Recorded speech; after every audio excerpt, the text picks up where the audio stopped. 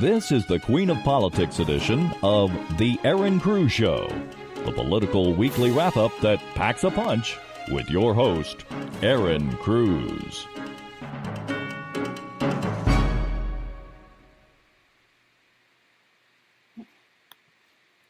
Good evening and welcome to the Aaron Cruz Show, coming to you from Palm Springs, California.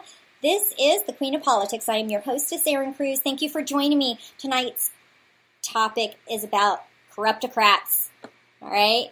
Congress. They are unbelievable. I know I've talked about the constipated Congress before, and I kind of laugh when I talk about it, but now we're not constipated. It's like we have the runs. We got all of these pieces of legislation going around everywhere. I mean, it's just like a constant. And I really want to get down to kind of the nitty-gritty because I have seen so much stuff out there right now, and people just the general public doesn't really know what's going on. And I've read article after article after article where it's really unclear, this bill, that bill, what really passed. Did Obamacare pass? Didn't it pass? Did they repeal it? No, they didn't repeal it. What's going on? And I know I've talked about this before in Political Core. I talked about it on Tuesday, and I kind of got down to the procedural section and walked through what was going to be next after the Congress went ahead and voted on whether or not to argue this, kind of hash it out on the Senate floor, and if they passed the ability to do so, and then what was going to happen next. So I want to touch on that tonight because when I'm reading these articles, another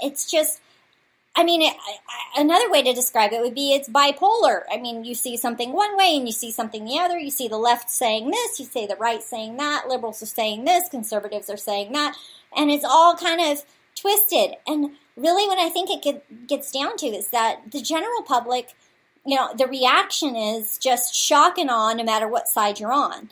If you're rooting for something, whatever it was, doesn't matter which side or what way. I mean,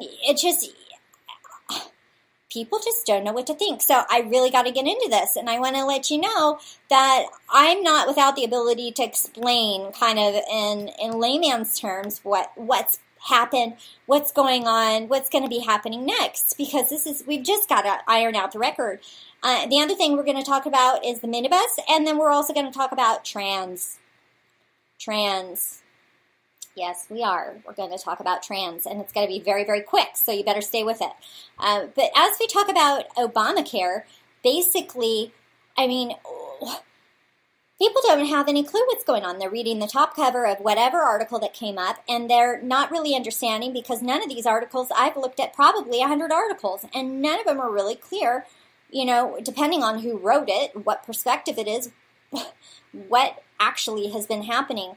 And from the right, what I've been seeing is there's so many people upset, especially conservatives, fiscal conservatives, who want repeal, full repeal, and probably no replace, or who wanted repeal and replace later. They're just like, our bill didn't pass. Okay, look, I really want to set the record straight. The other day, the best thing that could have happened, okay, and I'm so glad it happened. A lot of people aren't. Liberals and progressives are not happy about it, but the Senate passed a bill which allowed the ability for them to hash this thing out, okay, to bring it to debate, the AHCA or the BCRA, whatever you want to, whatever piece of legislation, it's the AHCA, but whatever piece of legislation you want to talk about, it doesn't matter really what it is because they're going to morph it. Okay, we'll get into that in a second. I mean, they're just going to completely blow your mind with amendment after amendment, which is what they're doing right now. But what they did was they voted to allow the ability for this thing to be hashed out. That's what that was. Now, when we look at the repeal and replace, the amendment that said it was for full repeal pretty much, and that did not pass. People are beside themselves. Conservatives, many conservatives, fiscal conservatives, libertarians are beside themselves, okay, because they wanted repeal. Well, most people don't understand that's not a separate bill. That's an amendment, okay?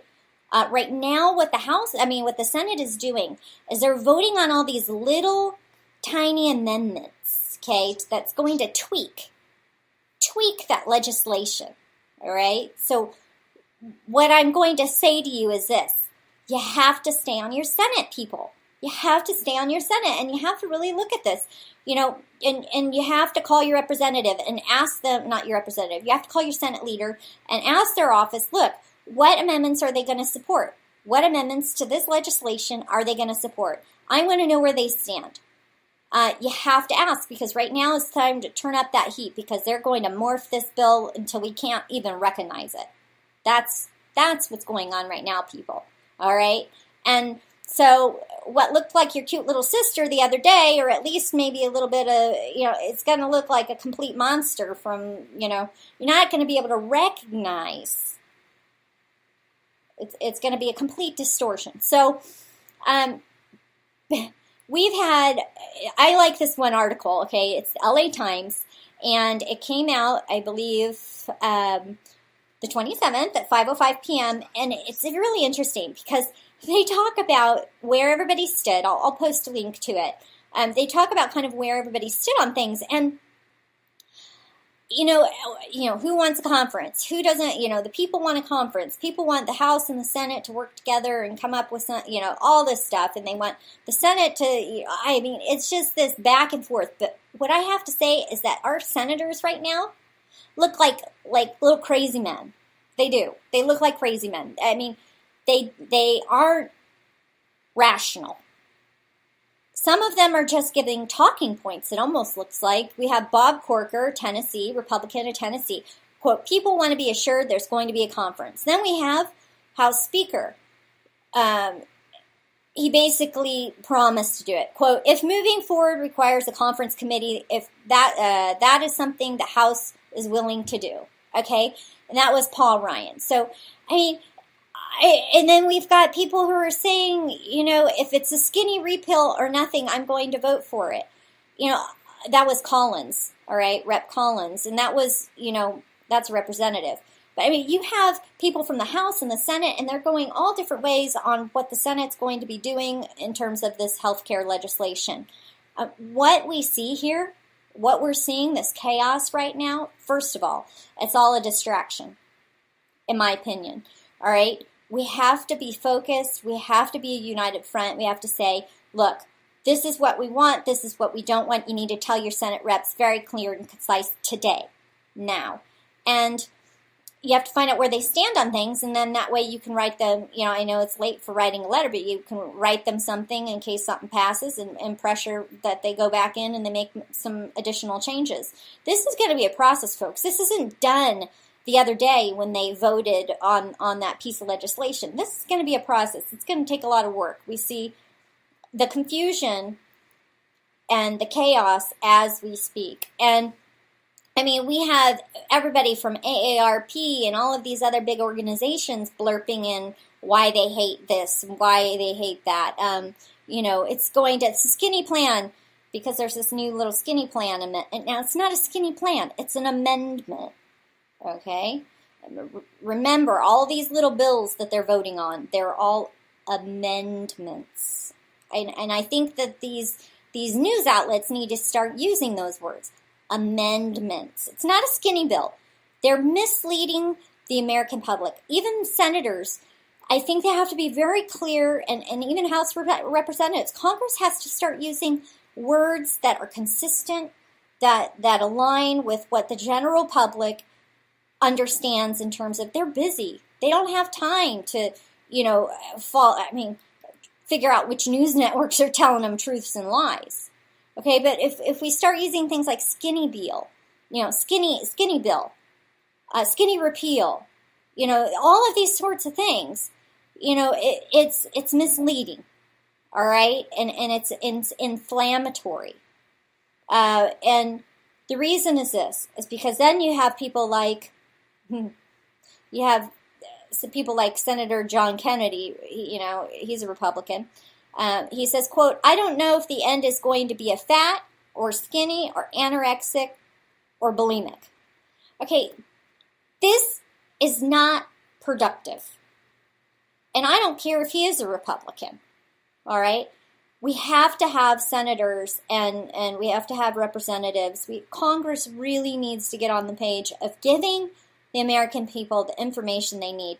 The news is going to spout whatever they say out of their mouths. And they know that. And we have to have these senators start saying what they mean and mean what they say.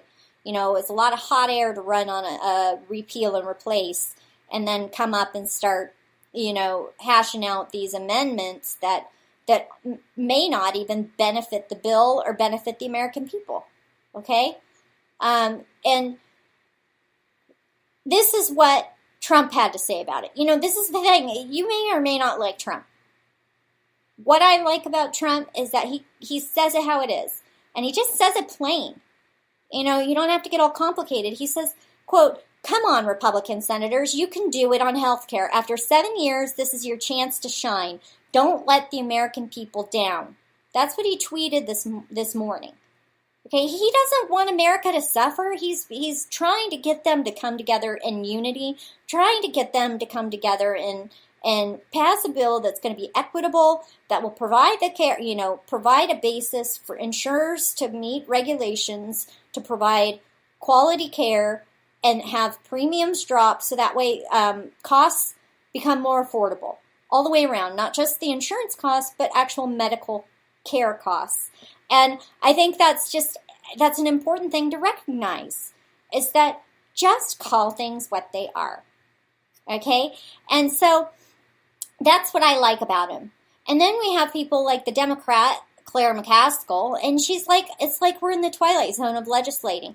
Well, yes, we are. Because of people like you, Senator Claire McCaskill, we are in the twilight zone of legislating. Because Democrats won't get off their arse and come together and say, you know, premiums are high, healthcare costs are rising, you know, we need to do something about this. What can we do to make good legislation without losing the types of reforms that we want insurance companies to have to meet up to? Okay? I mean, they're just not coming across the aisle. They aren't. And we haven't seen them come across the aisle except for in a little bit of lip service for 7 years. We've seen them throwing fits, sitting on the floor of our legislating areas. We've seen them throwing their mouths around, throwing loose words, and they wonder why we are in the twilight zone of legislating. Because they aren't working in the best interest of the American people. They're not sticking to conservative policy. Conservative policy would be decisions that are slow and steady and traditional, I would say, leaning more traditional and not progressive and quick. Because, you know, what they did was they shoved a bill down our throat, which nobody knew what was going to happen. Even Pelosi said that. You have to pass the bill to know what's in it. Well, now we know what's in it, and now we know how much it costs, and now we know it's hurting the American people. So let's roll it back and say, you know what? Ooh, that was not a good idea. We need to go a bit slower into this revamping and government taking control over a huge portion of our economy, and repeal and replace with something that's more reasonable in terms of providing infrastructure for insurers to meet up to in terms of, what they should be doing to make sure that they're responsible. And I get that, but not at the cost of raising all of our premiums and then, government making mandates, forcing the American public to buy the ones that can afford it, to buy plans that are going to bleed their tables dry and they can't feed their kids. I mean, and then all of the costs go up because of, redistribution of wealth and what have you. So we have to be smart about this, and the Democrats, what I'm seeing is that, it's just, they're inflating the anger amongst the citizenry instead of saying, you know what, nobody is really, nobody died really from this before. Nobody's died from this since. Let's figure out something to make this work. No, they're inflating and using the heartstrings of American citizens and fear in the minds of man and hearts of man to get what they want, and it's just so wrong. So what's next is that they're voting on these amendments, and then what it'll do is it's basically going to go through a process, and I'll give you all that written because I need you to read this for yourself. I need you to sit down for 2 minutes. Just 2 minutes is all it takes. And read this for yourself. And then you'll know what's next. And then when you read the articles, then you'll really understand, hey, but this is twisted. And you'll be able to recognize when they twist things in these articles because you'll understand the process and you'll understand what they're referring to. So I'm going to provide that to you. You're going to have to read what's next. They're going to do these amendments, and then they're going to basically yell it out on the floor, and everybody's going to have crybaby session and how this is going to hurt so-and-so and all those stories, emotional stories and everything like that. But what's important is to stay focused. Again, this last time I'm going to mention it, call your senators, find out where they stand on each one of these healthcare amendments, and tell them what you want. It's your responsibility, and it's their obligation. They were voted in. It's their obligation to listen to their constituency. So tell them what you want. I mean, you can't make them choose that way, but, if enough of their constituency pressures them and says, hey, this is what we want, they're going to listen. They're going to know that they'll be voted out next term if they don't. And especially if they're one who ran on repeal and replace or repeal. Okay? So make sure I'll give you the phone number at the end of the show, and you can go ahead and you can give them a piece of your mind in a polite and constructive way. Remember, you get more places with honey. Yeah? Be nice and sweet. So as we go through, I'm also going to provide you an article. I am not really one for the New York Times, but they have a nice little chart here. You can't really read the lip service because the lip service is completely, in my mind, distorted. They talk about the votorama, which is also in that little clear-cut description of what's going to go on. They talk about the skinny repeal amendment. They actually use the word amendment. I was quite pleased. I don't really care for the New York Times. This is the second time I'm going to say that. But that's just, they're at least using the words that are appropriate for the action. Skinny repeal amendment. That would repeal the mandates that most individuals have health insurance and that large employers cover their employees. So, they do mention some things that are useful and information. I just wouldn't lean on it too heavily. I'll give you the other resource, which will give you the actual data that you need. And so there are going to be 3 pieces in my notes for you tonight. Okay, so you're going to find that really interesting because you can see who voted how without going to the Open Congress.org, which, by the way, you can always go there. There are resources on my website, ErinCruz.com, where you can go ahead and you can click there, and you're going to be able to see OpenCongress.org. If you ever forget what some of your resources are, you can just go to my website and you can click on resources and find it. And there you go, and you can look up whatever bill you want on there. But this is a kind of more concentrated way to visualize it. And then, unfortunately, on this particular thing, unlike Open Congress, you can't go to your senator's website right from there. But it is a good visual vote on who said yes, who said no, who said what on what. It almost looks like kind of, I don't know. You're going to have to look at it for yourself. They have repeal and replace, partial repeal, and skinny repeal, and how everybody voted. Of course, nobody's voted on the skinny repeal yet. It's still being hashed out. So you need to call your senators on that. So now the other thing I wanted to talk about, is the minibus.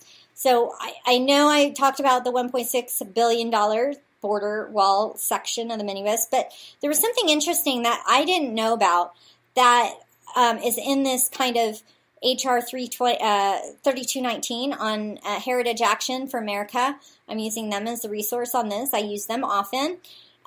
Basically, this is a security minibus which provides for 2018 Defense, Military, Construction, and Veteran Affairs, Energy, and Water and Legislative Branch. Now, this drives me crazy. On what craziness does Defense, Military, Construction, Veteran Affairs have anything to do with Energy, Water, and Legislative? I mean, I guess legislative, but energy and water? I guess energy may relate to defense and military, okay. I guess energy, water, and legislative branch is that new branch that was funded. I could be wrong, but that's what I vaguely recall. Anyway, Heritage kind of weighs into this, and they say that they intend to key vote against it, at least one of the amendments. Castor 38, Norcross 39, Quigley 40, Polis 41, Perry 43, Esty 44, and Larson 45. Basically, that increased funding for the Department of Energy's Office of Energy Efficiency and Renewable Energy. Good gosh, we're still funding all that. I mean, green energy, it's just pseudoscience. So the quote is this from Heritage Action. All of this spending for activities that private sector should undertake if companies believe it's in their economic interest to do so. The reality is that the market of opportunity for clean energy investments already exists. Americans spend roughly $456 billion on gasoline in 2014. Both the electricity and the transportation fuel markets are multi-trillion-dollar markets. The global market for energy totals $6 trillion. There is a robust and consistent and growing demand for energy technology and services independent of any government efforts to subsidize it. And I think that, the whole point is that, I mean, that's the statement that they're saying that, I mean, why is government supporting renewable energy? The point is just, it's out of my mind. Now, one of the things that the Key Vote Alert know on one of the amendments to mandate is Buy American requirement on Army Corps of Engineers number 60.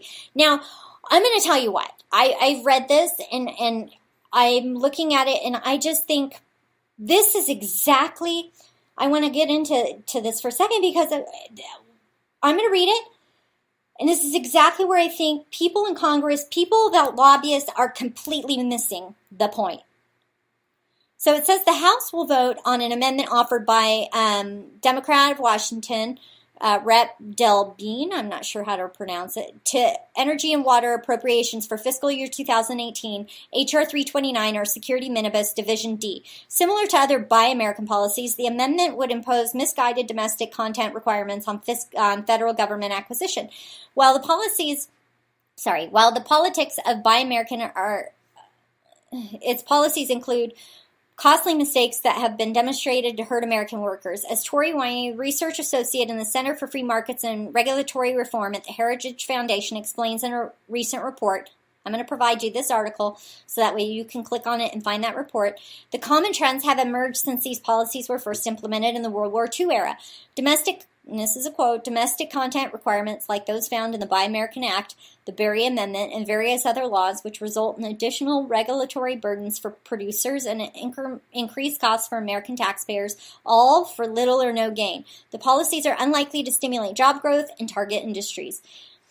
End quote. It continues on. In keeping with the liberal tradition of citing broad-based congressional intent that happens to match current agenda, the rep stated her attempts to more narrowly enforce general appropriations restriction already on the books, stating in part, quote, it is unacceptable that the Army Corps is continuing to ignore federal regulations and Congress' clear intent. I hope the Corps reconsiders its decision and complies with the law, because I will keep fighting for U.S. manufacturers and workers until they make the right choice.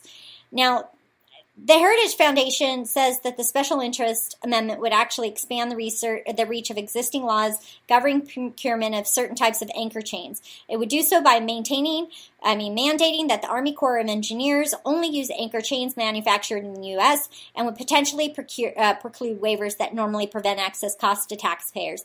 It would limit supply choices and basically all of these different companies, blah, blah, blah, blah. I mean, the whole point is they say that injecting protectionism, patriarchism, and cronyism into policy, especially in federal government procurement led by Army Corps of Engineers, is misguided. Okay, fine, it's misguided. I think the point is this. In World War II, Their focus is completely different than now. They're looking at an enemy. Okay, they're looking at a clear-blooded enemy. They didn't want materials outside of the U.S. They wanted our materials. They didn't trust the outside. They couldn't count that somebody wouldn't sabotage us. This is not the careful Congress that we see now. This woman, I believe, and I don't know her very well.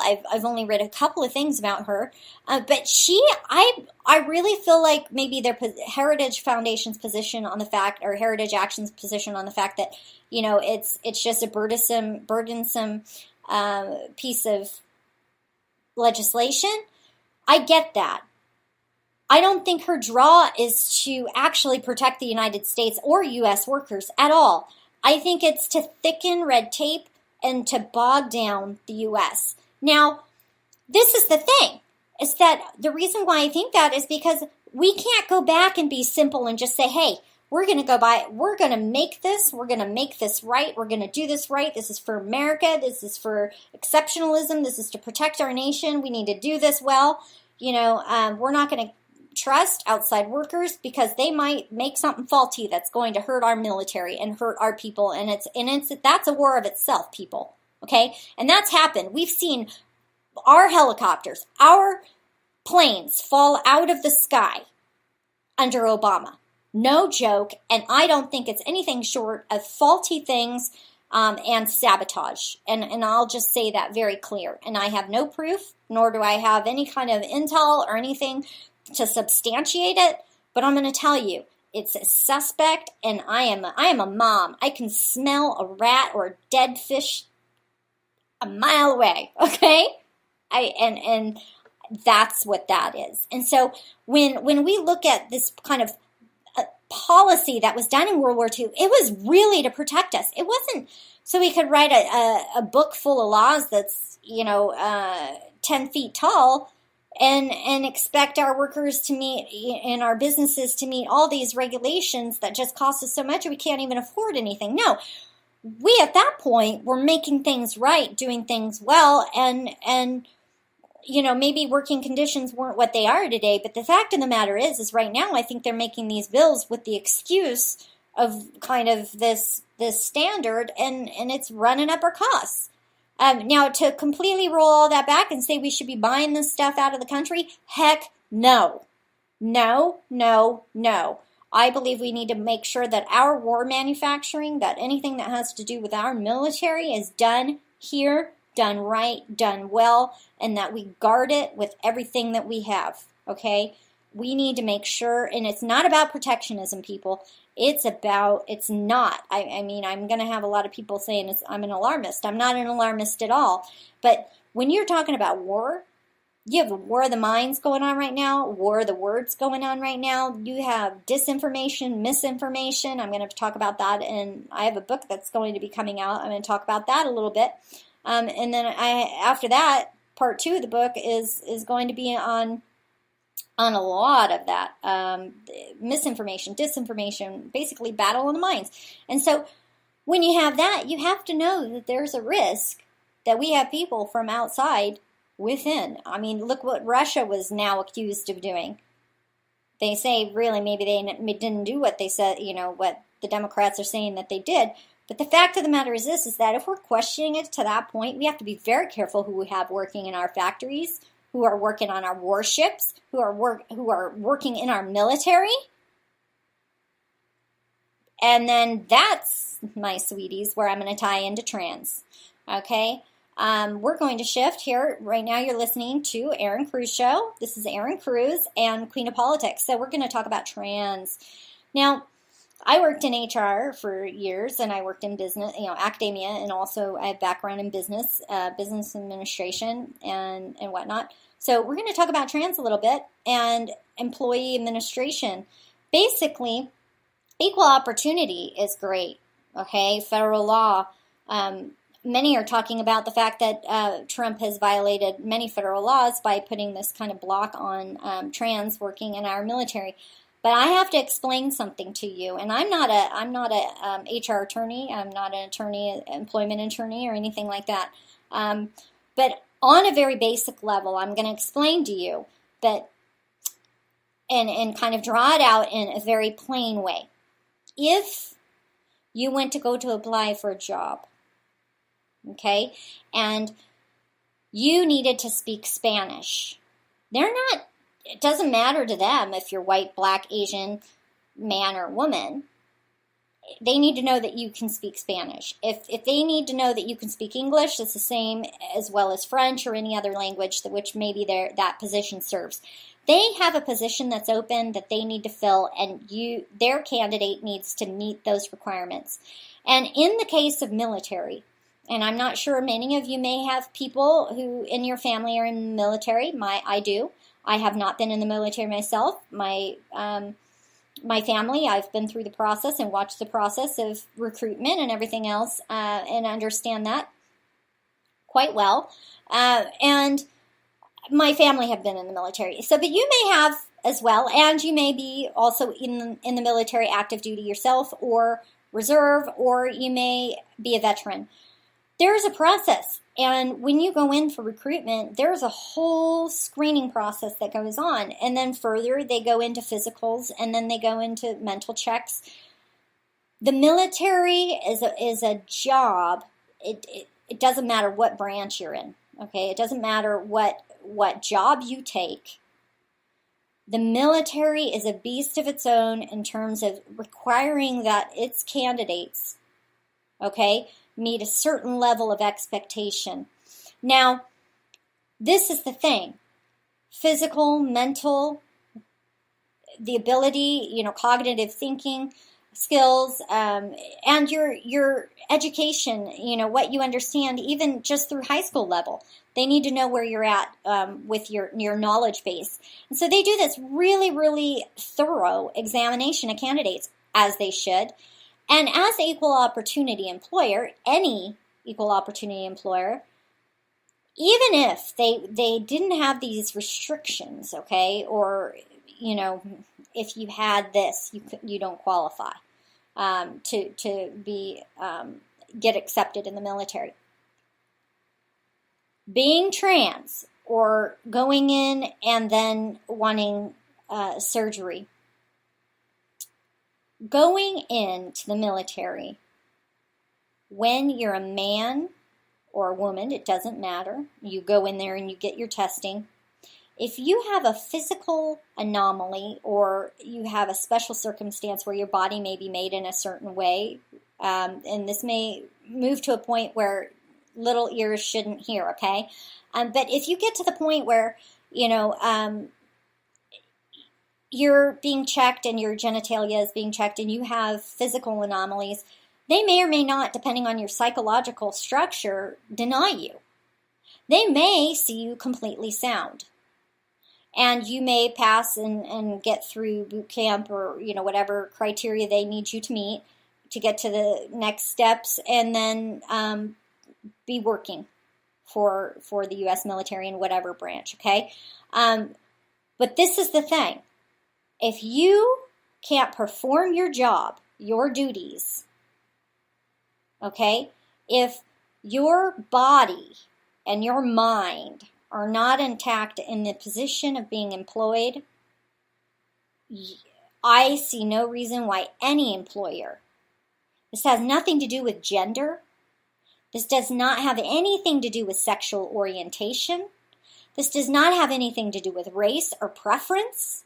What this has to do with is with the ability for you to do your job and do it well. With your employer being able to count on you to do your job and do it well. There is no room in the military, be you at a desk or be there out there shooting or be there out there strategizing and having men under you or women under you, people under you, counting on you to keep them alive and safe. Be you inside of a ship or out in a building directing. I mean, it doesn't matter where you are. People are counting on you, okay? It's a network of people, and they cannot have weak links, period. Period. It does not have anything to do with the fact that you wear a dress and you're a man or you want to wear pants and you're a woman. It has nothing to do with who you're sleeping with or who's in your bed, period. The transgender issue has been completely blown out of proportion, and the expectation that an employer should hire you if for whatever reason that you're going to be put them in a position where they can't count on you emotionally because of hormone issues, because of psychological issues and ramifications having to do with gender confusion, that has no place in an environment, in a working environment such as the U.S. military, and many other military backgrounds and countries would agree in their own instances. It's not discriminatory. It's job, the ability to do one's job. And, I really hope there is a good clarification on that as far as the people are concerned. And hopefully people shed some light and truth on this and call it what it is. It's not discrimination. It's not about what you have, in terms of genitalia. It has to do with the ability to do one's job, do it well, being of sound body and mind. And in the case of these types of situations, they're very, very complex, and it just doesn't have the place in our military. Okay, and equality has, if you want to look at equality, it has nothing to do with it if you really want to look at the issue. Period, end of story. Okay, so I will go ahead and I'm going to put together, that's the end of our show tonight, I'm going to go ahead and put together those resources for you so you can read the information yourself. I'm hoping that you'll take just a few minutes and do so. And then also right now I'm going to give you that phone number like I do every time to Congress, so you can go ahead and give them a call. Their phone number is 202-224-3121. That's 202-224-3121, and you can get a hold of them on House.gov and Senate.gov. You can also look up other resources on my website, as you know, ErinCruz.com, or you can send emails and inquiries to info@ErinCruz.com.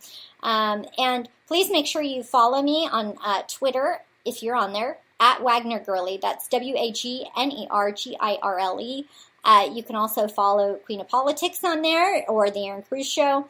I don't usually tweet anything out too much on those. It's mainly for information about the show. As always, we want to grow together, find common solutions, find common ground. I'll answer any questions you have, okay? Any ones that I can. Don't ever hesitate to reach out. We are in this together, right? United we stand. So thank you for joining me tonight, Erin Cruz, and the Queen of Politics and the Erin Cruz Show. Join me again on Tuesday, okay, 7 to 8 p.m., Political Core, where we get to core the issues that matter to you with information you can use to make positive change in your community, in your state, and in the nation. I hope everybody has a blessed evening. God bless you, and God bless America.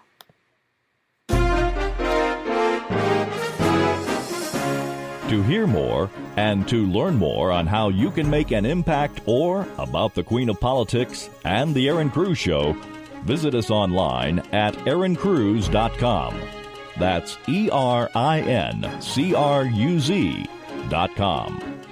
Thank you for joining us, and see you at the same time and the same place next week.